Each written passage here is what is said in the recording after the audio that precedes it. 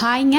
தோசை சுடும்போதுங்க, இந்த தோசை வந்து கல்லுலேயே ஒட்டிக்கிட்டு வராமல் இருக்கும்ல, அந்த மாதிரி சமயத்தில் நம்ம தோசை திருப்புற கரண்டி இருக்குல்ல, அதை வந்து தண்ணியில் நனைச்சிட்டு அதுக்கப்புறம் ஓரத்தில் எடுத்து விட்டுட்டு அதுக்கப்புறம் மறுபடியும் சென்டரில் எடுத்தோம்னா கல்லில் ஒட்டாமல் தோசை வந்து சூப்பராக வரும். மறுபடியும் ஒட்டுற மாதிரி இருந்துச்சுன்னா திரும்ப திரும்ப ஒரு 2 டைம் வந்து கரண்டியை நினச்சிட்டு பண்ணிங்கன்னா அதுக்கப்புறம் வந்து சரியாயிடும். என் முடியை பார்த்து நானே ஆச்சரியப்படுறேங்க. ஏன்னா ஸ்கூல் படிக்கிற காலத்துலேருந்து கல்யாணத்துக்கு முன்னாடி வரைக்கும் ஷோல்டர் கீழே முடி கொஞ்சம் வளர்ந்துச்சுன்னா ஓடி போய் வெட்டிட்டு வந்துடுவேன். இப்போ ஏதோ முடி வளர்த்தணும்னு ஆசை வந்ததுனால அப்படியே விட்டாச்சு.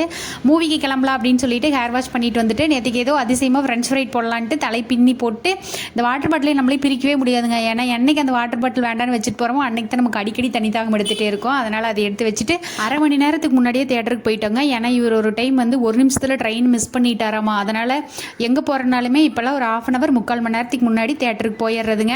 தேட்டர் நல்லா பெருசாகவே இருந்துச்சு, படமும் ரொம்ப நல்லா இருந்துச்சு. ஈவினிங் வரும்போது நொறுக்கு தீனி சாப்பிட்டு அப்படியே வீட்டுக்கு வந்தாச்சு. அவ்வளோதான். நாளைக்கு பார்க்கலாம்.